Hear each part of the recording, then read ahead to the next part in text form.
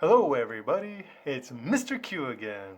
What's up? I hope you guys are staying safe and having fun. Today we continue with our part 5 of our travel series in which we are going to be talking about part 3 of part 5, and we'll be focusing on customs and security today. So hopefully you guys will learn at least 10 things about the customs and security process of taking your international flight. So take some notes and let's continue our discussion. Obviously, going through customs and security, you're going to need to provide identification. So once again, make sure you have not packed away your passport, your boarding pass, because you may need them when you go through customs and through security. And it's how they verify your identity, and it's how they verify that you actually have a flight that you are, and that is why you are supposed to be going through security to get to the plane. So make sure you have your documentation available, easily available, so that you can pull it out and show it to whoever needs to see it. So you've made it past the ticket counter. All right, good for you. So now you have to enter the secure area of the airport, right? Anybody can get into the area to do ticketing, but not everybody can go past that point. And so now you're ready to do that. And depending on whether or not it's a domestic flight or it's an international flight, will depend on what area you go to next. You will either go to security or customs. Now, not all countries require you to go through customs when you leave. Many countries just want you to leave. but some countries pay attention to who's leaving and when they leave, and they want to make sure that somebody has not stayed longer than they're supposed to stay. They didn't overstay. So if they did overstay, they want to penalize them for staying too long. So they want to take track of those people so that they can find them and collect money from them. And there could be other penalties as well for staying too long in a country. Like you might have to go to jail in that country. I mean, you're trying to leave the country, but you might have to go to jail because you stayed too long. Usually they will fine you and put a mark on your passport to make it more difficult for you to return to their country, because they have a lot of people coming to their country, so they want people who come and go legally in their country. They don't want people that don't follow the rules, including leaving when they're supposed to leave. So they keep track of these people and make it so it's harder for them to return to their country, because if they come back, they might stay too long again. So they don't want that. And so they keep track of that. I know different countries do different things. In America, they don't keep track of that. You just get on your flight and have a good day. In other countries, like China, you have to go through customs before you go through security, so they can make sure that you are leaving when you're supposed to leave. But many countries go both ways. Some care, some don't care. Just be prepared, though, that you might have to go through customs on your way out. Luckily, they don't usually ask many questions when you leave through customs. They just check to make sure that you're okay. Now, when you arrive in a country, going through customs is very different. But leaving is usually pretty simple. The following So you're leaving, and let's say you have to go through customs because we're taking an international flight, and so they're going to verify your identity, right? They're going to check your passport to see that the person trying to leave is the person on the passport. I mean, that makes sense. right? They're making sure that they didn't overstay, and you have probably filled out a medical declaration form to indicate that you are healthy and that you haven't been anywhere that you were not supposed to be, or like in these times now that you've been somewhere for 14 days, so you should be cleared to fly and shouldn't have any illnesses. And one thing you might want to think about, though, especially if you plan on going back and forth to a country multiple times, is a process called the e-channel. Basically, you register with the customs of that country, and then you don't have to even see and talk to a customs agent. It's all done at an automated gate. So you just show your passport to the gate, it lets you in, and then you scan your thumb and it takes a picture of you, and then it lets you through. Done. Have a good day. Pretty simple. And oftentimes these e-channels have much shorter lines than having to see the agent. So it's a really good idea to register for these e-channels.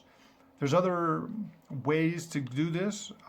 Global entry is another method that you can use to go through customs and securities much faster than other people, because basically what's happening is you are already cleared to go through security and customs by doing that in advance. So they do a little background check on you, they process you, and they say, oh yeah, you know what, Mr. Q, he's pretty good. You can let him through, no problems. So then I don't have to stand in line with everybody else. Now, I don't do global entry. I do something else, especially when I come back to America. But it also helps save a lot of time, just like the global entry does. And it doesn't take as much effort to qualify for it. So that's what I do.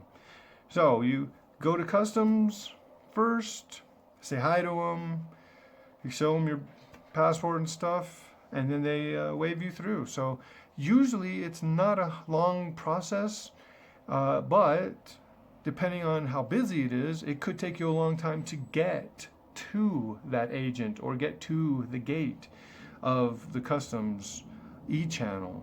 It just depends. So I always budget at least 30 to 60 minutes to deal with customs, because you just never know.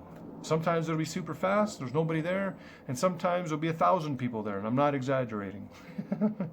There could be hundreds and hundreds of people standing in line waiting. So you just never know. So security is next. This is a copy of the U.S. declarations form.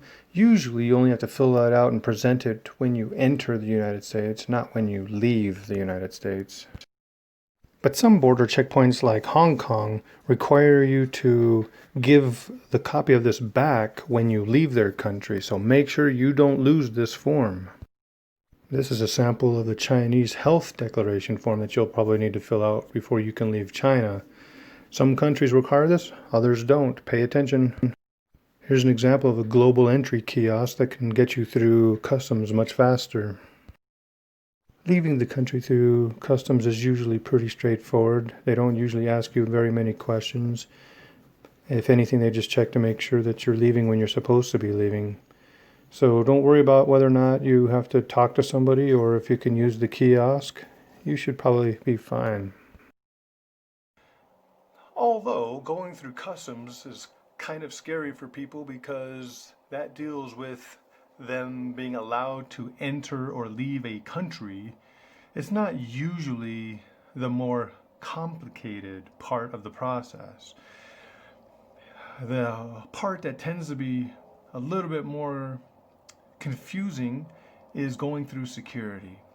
And the main reason for this is that every airport has different protocols that they follow.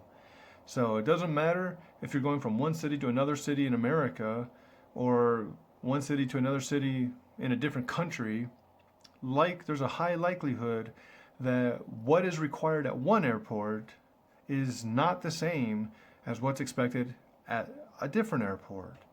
And this can cause confusion about what's expected and how you should prepare for this process. What's most important is that you follow the signage. Read the signs and understand what they say. And of course, follow the directions of the security personnel. If they tell you to do something, do it. It's just that simple. If the sign says to do it and you don't not sure about whether you should do it, ask the security person. There's always somebody there telling you what to do because it's always different. Some airports want you to take off your shoes. They want you to take off your belt, take off any jewelry, any necklaces, earrings, rings, put all your money and change and keys and stuff and have that scanned separately. Other airports don't care about all that. Some airports care about your power packs, to charge your cell phones. Some airports care that as long as it's under 10,000, then it's fine. Most airports that check, if it's under 10,000, there's not a problem with it. If it's over 10,000, then you could have a problem with it. So, like China, they check power packs, and if it's under 10,000, you're fine. But America doesn't check power packs. I don't care. So you could fly out with a power pack, let's say from America, and it might be too big.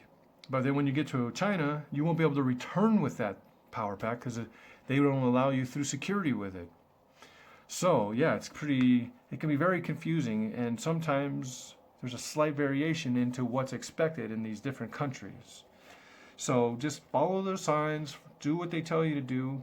If they don't tell you to take off your shoes, don't take off your shoes. It's just that simple, So some countries want you to take out your electronics and take out your laptops and open them up. They don't know. There's a lot of different things that different airports check for. So it's important that you try to pack and be as simple as possible so that it'll make transitioning through security at any airport much easier. Watch for the signs to tell you what you can and can't do and what you can and can't take. Pay special attention to which line you're supposed to be in. The signs can be confusing sometimes, but they'll direct you to which line you're supposed to be in based on what kind of customs you're going to try to go through, whether it's a kiosk or global entry or just talking to the person. There are many different scanners that you'll see at the airports. Some are looking for chemicals and explosives, and some are looking for liquids and other, hard and metallic things and sharp things, and there's even scanners for people. So yes, your baggage must get scanned, but you will also be scanned probably a couple different times. You might be scanned the first time coming in for chemicals or explosive devices, or later on they might scan you for metal and other things. So you'll probably be scanned a couple of times throughout the airport. Don't be worried about it. It's not a big deal. Typically, though, in bigger airports, they have these giant little cubicles that you walk into. So you put your bag on the conveyor belt that goes through its own scanner. Then next to that, there's a little line for you to go into this little cubicle thing. And then you'll stand there like this. And then it'll spin around and scan you. And then you'll be able to, they can see if there's anything on you that looks funny. So not all airports have that, and even if they do have that, sometimes you might get in a line that doesn't have to go through that scanner. So expect it, but maybe you won't have to do it. Occasionally, even after going through that scanner, they'll still have to do the wand on you to go up and down you to make sure that there's not something that they missed, or maybe there was a funny patch on you, maybe because you were sweating or something. And they see that, and then they want to scan that area just to make sure there's nothing funny going on there. So it's important to just do what they say. They tell you to stand over here, stand over there. Stand how they tell you to stand. And occasionally, they might actually have to put their hands on you and physically pat you down and make sure that there's nothing inside any of your crevices or something. It's not usually very invasive. It's not very like groping hard on you. It's just, just a little pat down, make sure there's not something just there that they can easily find that you shouldn't be taking with you on the plane. So there are a lot of rumors that if you go to the airport, they might like make you take off all your clothes, or they might try to search inside of your body or something. And usually that doesn't happen, especially not in America. I mean, I can't speak for all countries. I mean, it's conceivable that it could happen in some other country, but in America, I'm pretty sure that the TSA, that's the agency in charge of security for the airports, is they have a policy not to remove people's clothing and search inside their bodies. So just remember, you can always refuse to be searched. The problem is, if you refuse, then you won't be allowed to fly. So, you have to compromise a little bit of your privacy and personal space to be able to have more security. And, after some of the incidences that have happened around the world in regards to airplanes and things, it's probably a okay idea to give up a little bit of your freedom to be able to get a little bit more security when you're taking this type of transportation. Here you can see the typical baggage scanner, and in the background you can see a man being scanned with an X-ray machine. This lady has just come through the X-ray machine and is getting ready to be wanded, and this guy is being patted down. All right, we've talked about going through customs and through security. This tends to be the more confusing and more stressful part of dealing with the airport. And just remember, follow the signs, follow the directions that people give you, and you'll be okay. Don't argue with anybody, don't get mad at anybody, especially in customs or security, because unlike the ticketing people who work for the flight and airlines, customs and security work for the government. So government people tend to be much more strict when it comes to people being upset. So just be calm and answer everything they ask you truthfully, and you'll be okay. There shouldn't be any problems. So remember, give yourself at least 30 to 60 minutes to go through customs. Give yourself another 30 to 60 minutes to get through security, depending on how busy the day is. Make sure you have your IDs available to you. If it's a domestic flight, obviously you don't need your passport. Your driver's license or whatever ID will be perfectly fine. Make sure you filled out any medical declarations or any other forms that you need to go through customs. And hopefully, if you were able to sign up for the e-channel, you should be able to zip through customs by doing that instead. So once you get to security, pay attention to the signs. If you don't need to take your shoes off, don't take them off, right? Just do what they tell you to do. If they say to empty your pockets, fine, take everything out of your pockets. Otherwise, don't worry about it. And, pay attention to the type of electronics you take and what kind of batteries you have, because sometimes those don't go through security very well. And full bottles of anything don't usually go through security. Even if it's a sealed bottle of water, won't go through. You'll have to either drink it or throw it away. So make sure that you meet all the requirements of what you can take through security. And don't worry about the detectors. They're perfectly safe, and usually there's no issues. You just stand there, put your arms up or whatever, it'll scan you, and then you come out the other side, no big deal. They might have to scan you with a wand just to make sure, and occasionally they might have to touch you, but like I said, it's usually fairly professional, And no, they don't want to be touching you any more than you want to be touched. So don't give them a hard time. Just let them do their job and you'll be on your way in no time.